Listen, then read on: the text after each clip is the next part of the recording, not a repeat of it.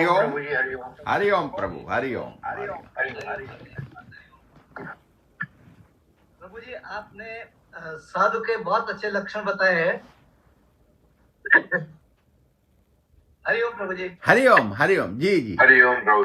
हरिओम। आपने साधु के बहुत अच्छे लक्षण बताए हैं। जो मिला तो बांट कर खा लिया, प्रसाद ले लिया, नहीं मिला तो उसकी रजा में रह गए। बहुत सुंदर, बहुत सुंदर, बहुत सुंदर। तो इसका साधु के लक्षण आपने बहुत अच्छी तरह बताए हैं। अष्टावक्र गीता में शांतो दान्तः क्षमे शूरः सर्वेन्द्रिय समन्वितः असक्तो ब्रह्म ज्ञानेच्छु सदा साधु समागमः साधु बुद्धि सदाचारी यो भेदः सर्वदेवते आशा पास विनिर्मुक्त एते मोक्षाधिकारिणः। ये साधु के जो लक्षण बताए हैं, जी प्रभु। ये वाक्यों के इंफॉर्मेशन के लिए ट्रांसलेट करूं सर? नहीं, ये ठीक है प्रभु, ठीक है जेटली जी। अष्टावक्र और भगवान ने भी तो गीता में बोला है ना इसके लिए। लेकिन यहां हम तो बहुत संक्षेप में केवल एक ही तत्व ले रहे हैं, बस केवल। जी जी जी जी जी। हम इसके विस्तार में जा ही नहीं रहे जी। केवल खाली लक्षण कि साधु वो जिसमें संग्रह की प्रवृत्ति न हो। जी बताइए। बस संग्रह की प्रवृत्ति न हो। जो है उस मालिक ने जो दिया वो सबका दिया। माना हम गृहस्थी हैं प्रभु,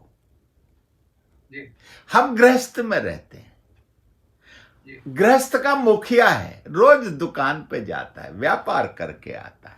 व्यापार करके जब चलता है वहां से, शाम को अपनी दुकान बंद की जब चलता है, तो वो मार्केट से उसने फल खरीदे, फल खरीद के लाया, तो उसके भाव क्या उठते हैं? सब परिवार के लोग बैठ करके इनका उपभोग करेंगे।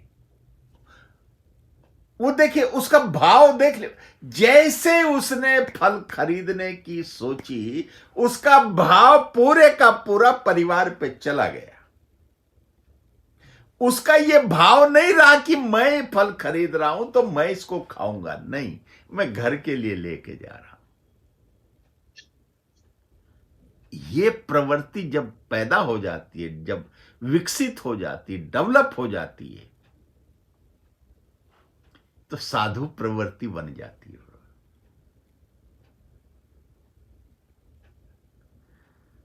साधु प्रवृत्ति है ही ये। हरिओम हरिओम हरिओम।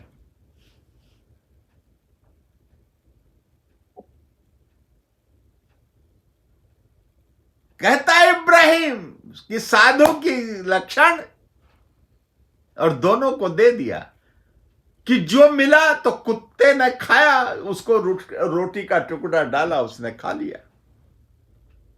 उसने दूसरे को थोड़ा नहीं दिया, वो दूसरा तो छू भी नहीं सकता, उसको झड़प देगा। और साधु, पहले भाई बैठो, भाई भोग लगाओ, भोग लगाओ, सबको वितरित कर दिया। और तत्व गहराई में अगर आप जाएंगे तो साधु माना उस परमात्मा ने जो कुछ भी आपको आपके भोग के लिए प्रसादी दी है, उसका भोग परमात्मा को लगाओ। भाई कोई जरूरी थोड़ा ही नहीं कि आप भोजन करने के लिए बैठे हैं और कोई अतिथि आ जाए। अतिथि आ जाए तो अति उत्तम, लेकिन नहीं, वेदांत बोलता है पहले अपने मालिक को भोग लगाओ, उसके बाद में तुम प्रसादी लो। यह है बांट करके खाना।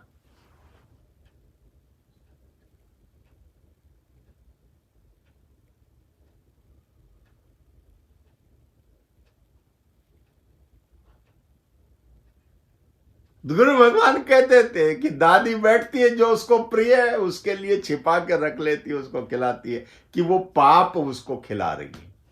हमारे गुरु भगवान बोलते थे, बहुत ये गृहस्थी का जीवन बताते थे। ये साधु तत्व है प्रभु। जब चला, कुछ भी खरीदा घर के लिए, मंदिर में पहले प्रसाद चढ़ जाएगा, सबको प्रसाद वितरित हो। ये भाव ही साधु प्रकृति का भाव है प्रभु। तू दाराशी को चिल्लाता है, कहता मेरे गुरु ने ऐसा बताया। तो औरंगजेब चिढ़ता था, लगा दिया, सूली पे चढ़ा दिया और उछल गया। मतलब राजी में रजा रहना, उसकी रजा में राजी रहना। यही अष्टावक्र जी ने भी जनक को बताया।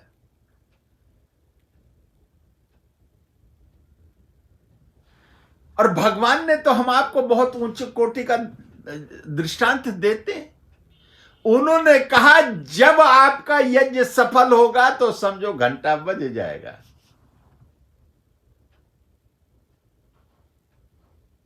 घंटा नहीं बजेगा तो यज्ञ सफल नहीं होगा। माने बांट के खाना। कोई भी आदमी सृष्टि में भूखा न रह जाए, उसके बाद भगवान का भोग लगे। ये साधु प्रकृति है प्रभु। और यही सत्संग में होता है प्रभु। जब प्रसादी का वितरण होता है, सबको वितरित हो जाता है।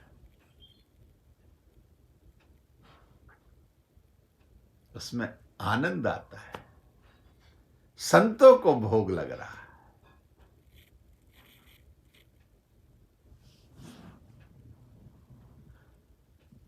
बात अन्न की नहीं है, बात प्रसादी की है। अन्न तो वो तब तक था जब दुकान से, खेत से आया, व्यापारी के पास गया, व्यापारी से आपके पास आया, आपने उसको धोया, धो धा करके पिसाया, पिसा करके अपना आया, और जब उसको आपके भोजनालय में उसका प्रसादी का स्वरूप तब वो प्रसादी बन गई। भाव से प्रसादी बनाई। तो क्या कहता है, अगर नहीं मिला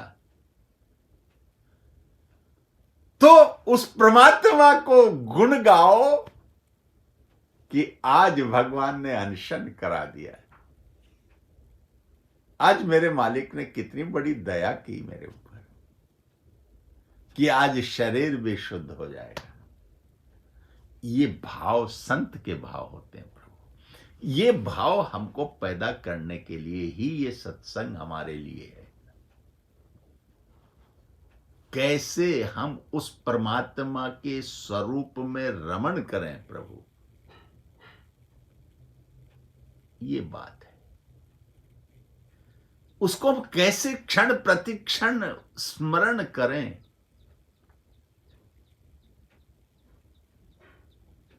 कैसे एकांत का हम उपयोग करें,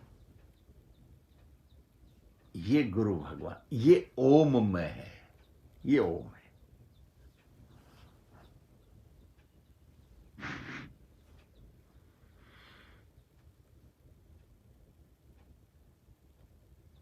तो भगवान कह रहे हैं पहले, ये ठीक है प्रभु, आगे बढ़ें। जी प्रभु जी। पहले सब साधन है। क्या साधन? जैसे बोला, इंद्रियां मन सहित शरीर को वश में करना। सब बोलते हैं कि मन और इंद्रियां, इन सब को वश में करो। और जो देह रहित है उसका प्राण मस्तिष्क में चढ़ा ही पड़ा है। किसका? साधु का, सत्संगी का, योगी का। उसकी जब देह है ही नहीं, ये तो देह वालों के लिए है, ऐसा करो। और उसको तो पहले ही निश्चय कि मैं देह नहीं आत्मा हूं।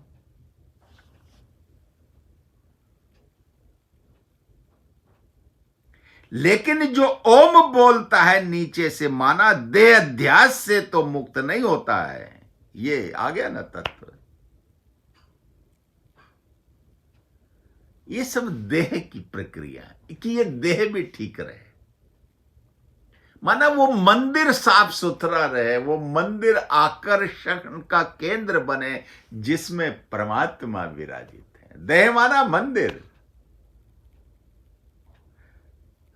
देह माना, ये तो अज्ञानियों की भाषा है। देह माना मंदिर, मेरे मालिक का मंदिर, मैं उसका पुजारी हूं।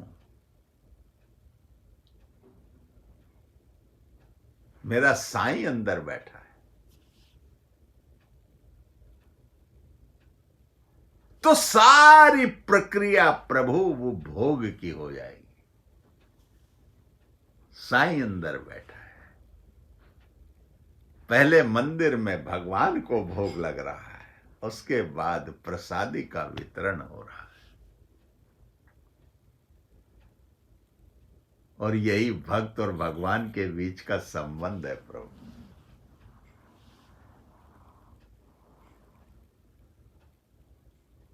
भगवान भक्त के यहां जाता है, मेरे को भोग लगाओ, और भक्त कहता है मैं तेरे को तो भोग लगाए के बिना रहता ही नहीं।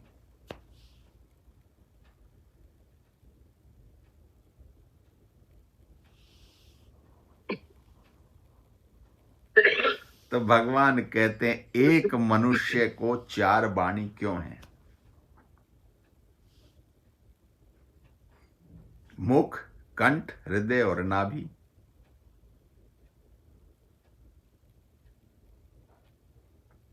तो प्रक्रिया, हम कभी कभी आप बोलते हैं ओम की ध्वनि नाभि से निकलती है। क्यों? नाभि उसका केंद्र है। किसका? ऐश्वर्य का।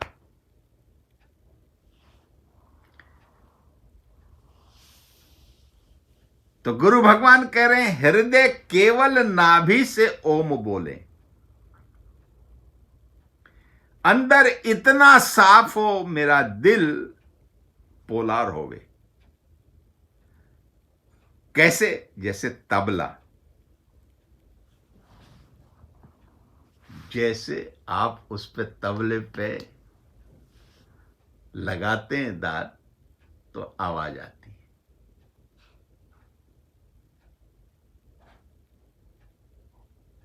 तो एक बार तबले ने भी, ढोल ने मालिक से पूछा कि मालिक मैंने ऐसी क्या गलती की कि जो जो आपके नाम का लोग उच्चारण करते हैं उतना जोर की मेरी पिटाई होती है। जो जो जितनी ध्वनि में तीव्रता आपके नाम की होती है उतनी जोर की मेरी पिटाई होती है। प्रभु मैंने ऐसा कौन सा दोष किया? तो भगवान कहते हैं भाई तेरी पिटाई नहीं होती,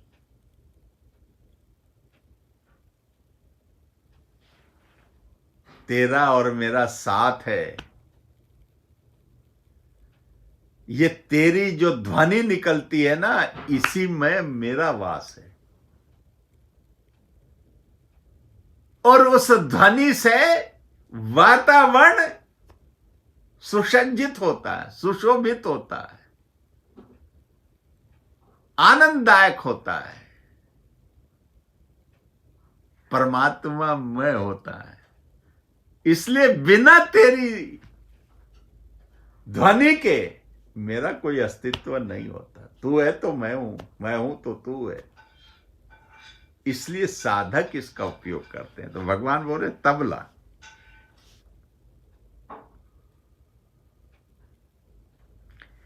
प्राण ऊपर चढ़े ही पड़े हैं, नीचे आए क्यों? नीचे जो रहते हैं वो कामी और क्रोधी हैं, वासना में है। जो नीचे हैं वो वासना में है। क्यों नीचे वासना में? ऐसा भगवान ने बोला क्योंकि हमारे उपस्थ और इंद्रियां ये सब नीचे हैं। तुम नीचे आओ ही नहीं, नाभि से ऊपर रहो। जो प्राण अंत समय में मस्तिष्क में है, जो प्राण अंत समय में ब्रह्मरंध्र में है, देहाध्यास नहीं है, विषय विकार भी नहीं है, तो समझो तुम मुक्त है।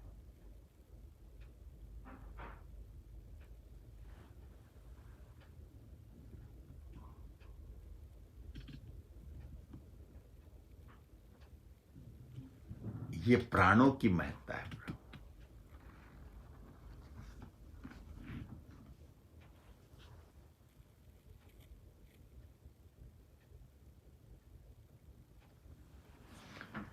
तो प्रेमी ने ऐसे बीच में पूछा, भगवान कोई न कोई बात चलती है, कैसे दृश्य खत्म हो में? मतलब ये आप ठीक कह रहे हैं, प्राणों में रहो, श्वासों को देखो, सब है, लेकिन तब भी तो मन में कुछ न कुछ आ ही जाता है प्रभु। चुप बैठते हैं, जितना चुप बैठते हैं तभी ये सब लफड़े हमारे साथ हो जाते हैं। तो भगवान वही बात कह रहे हैं, ऐसी वृत्ति ओम में लीन हो जाए जो मगज चले ही नहीं।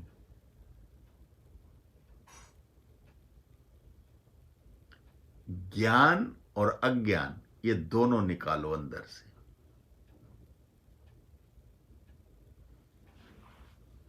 केवल ओम में वृत्ति बन जाए,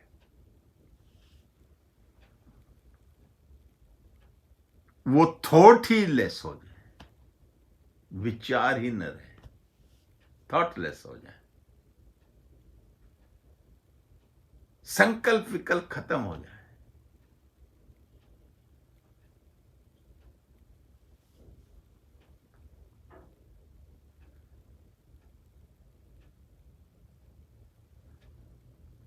तो भगवान बोल रहे हैं, तुम ओम बोलो नहीं, ओम में हो जाओ, उसी में रमण करो।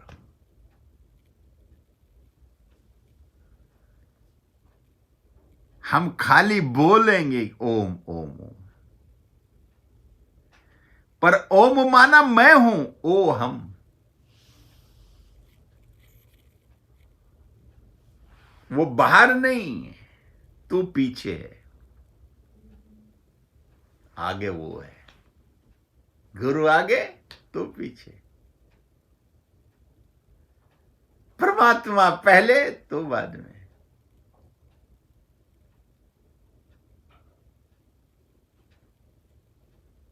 तू आगे हो गया तो पता नहीं कहां धक्के खा के गड्ढे में गिर जाए। तो गुरु को तो मार्ग पता है, भगवान को तो रास्ता पता है अपने लोक ले जाने का।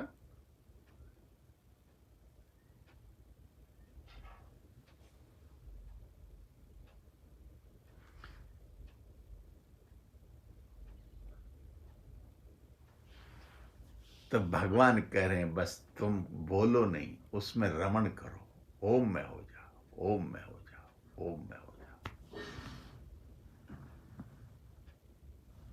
बस प्रभु मेरे को इजाजत दीजिए, मैं थोड़ा कर्म प्राणी को लेके जा रहा हूं। बस मेरे ख्याल है कल से शायद थोड़ा ठीक रहेगा, पूरा अपना समय देंगे हम आपको। क्षमा के साथ में यही विश्राम करते हैं। हरि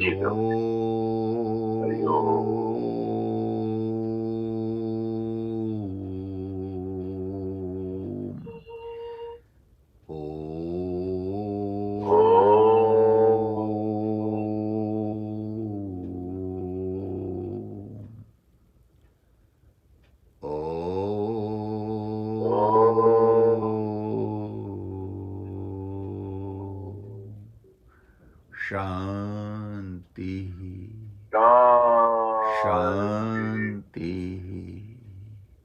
शांति शांति। हरि ओम संतो जी, हरि ओम, हरि ओम, हरि ओम प्रभु जी, हरि ओम प्रभु जी, धन्यवाद प्रभु। हरि ओम।